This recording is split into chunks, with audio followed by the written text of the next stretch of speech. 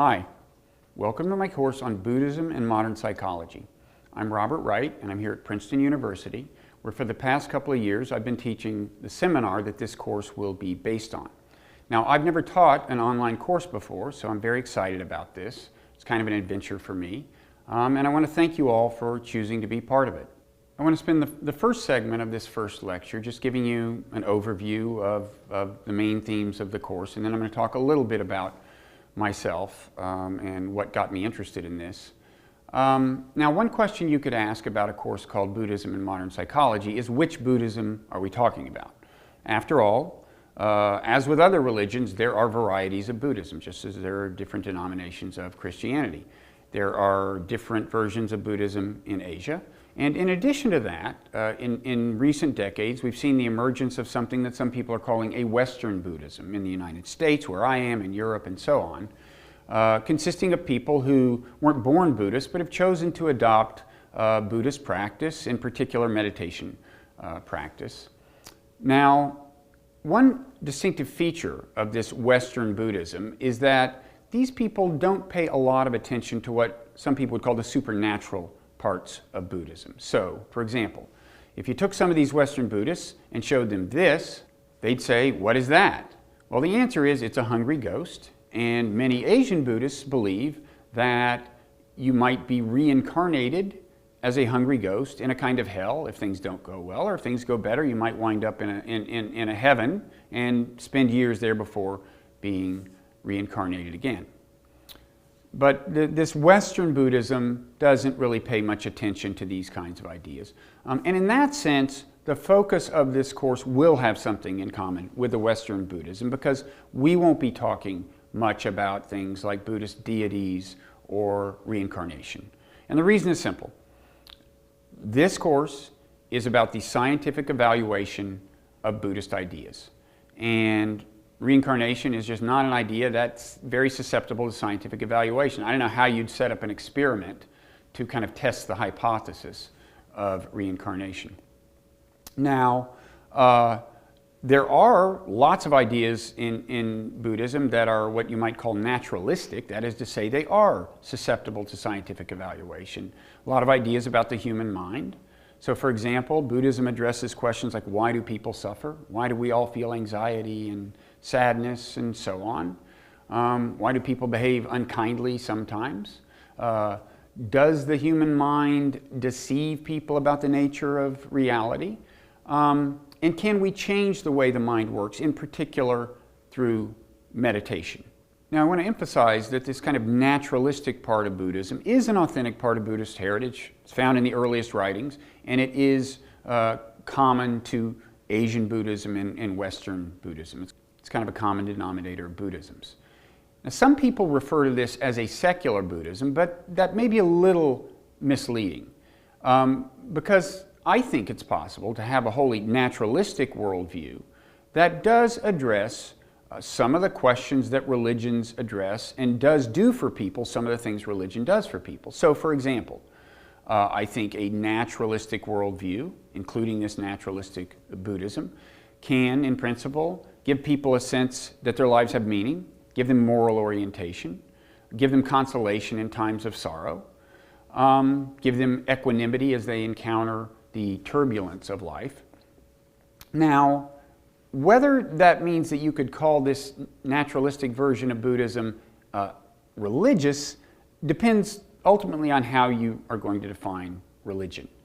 One of the broadest definitions I've seen comes from William James, the great American psychologist, who said that the kind of animating essence of religion is the belief that there is an unseen order and that our supreme good lies in harmoniously adjusting ourselves thereto. Now, Buddhism does, in a sense, say that there is an unseen order that we should adjust ourselves to. Now, it's not talking about a kind of cosmic plan. The unseen order that is referred to is the truth about the way things work, the truth about the structure of reality, the truth about human beings, even the truth about yourself. According to Buddhism, these truths often go unseen because the human mind contains certain built-in distortions, illusions. We don't see the world clearly. And Buddhism certainly does assert that our supreme good lies in harmoniously adjusting ourselves to this normally hidden truth. And in fact, Buddhism lays out a path for the harmonious adjustment. It lays out what it considers to be the truth about reality and tells us what we need to do to bring our lives in line with that reality. And the Buddhist claim is that we can thereby relieve our suffering, even end our suffering, and in the process align ourselves with moral truth. At least that's the claim. That is the Buddhist claim. Is it true?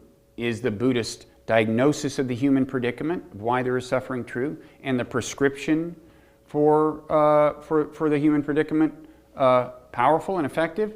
Well, that's largely what this course is about. And I hope it's not too much of a plot spoiler to say that I do think that modern psychology is in some respects lending support to Buddhist ideas. For example, I think psychology does show us that certain deceptions, distortions are built into the human mind, and actually that we do suffer as a result. And I think even some of the more radical sounding Buddhist doctrines are getting some support. For example, Buddhism says that there is a sense in which the self, that is the thing I think of as running the show, the thing inside me, does not exist in a sense. And I think psychology is also raising real questions about the actual nature of what we think of as the self. Now, when I talk about modern psychology, I definitely mean to include evolutionary psychology. And that is the study of how the human mind was shaped by natural selection. And I think there is evidence that some of these delusions that the mind is subject to were actually built in by natural selection for reasons we'll come to. The mind is kind of programmed that way. But to say that something is natural or was engineered by natural selection isn't to say that it's not changeable. And in fact, part of the idea of Buddhism is to do what you might call kind of counter-programming of the brain, in particular through such techniques as meditation, and kind of neutralize some of these tendencies that I would say were built into the brain by natural selection. And in fact, one thing I like about Buddhism is the sheer audacity of it. You know, it's kind of like a rebellion against our Creator, natural selection. It very much wants to run in opposition to some of the logic by which natural selection wired the brain. Now, I should emphasize that it's not a complete rebellion against natural selection. Buddhism does make use of some things natural selection ingrained in us, including, love, compassion, rational thought. But still, it's a pretty thoroughgoing rebellion we're talking about. Now, can the rebellion be successful? I've already suggested that modern psychology lends support to some of the Buddha's diagnosis of the human predicament. But what about the prescription? Can the prescription laid out by Buddhism end or greatly alleviate human suffering by making us see the world more clearly? Well, we're going to be hearing from some people who say that it's worked for them. These are people I've talked to over the last few months. But I want to emphasize that I'm not just interested in the question of whether meditation has made them happier, made them suffer less, but whether it has done that by helping them see the world more clearly, whether dispelling these illusions that seem to be built into us is the key to happiness.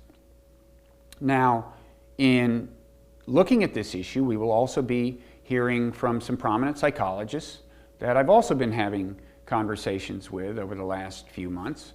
And we'll be looking at various kinds of evidence, brain scans, social psychology experiments. And we'll also be hearing a little bit from me about my experiences with meditation. I'm not a hardcore meditator. I don't meditate hours a day. But I do try to meditate every day. And perhaps more important, I have done some of these 1-week silent meditation retreats, which are pretty intense and involve a whole lot of meditation and not much else. And they can have dramatic effects on your consciousness. And I think these have given me a glimpse of what some of these much more serious meditators experience and the conclusions they reach about how their mind is working.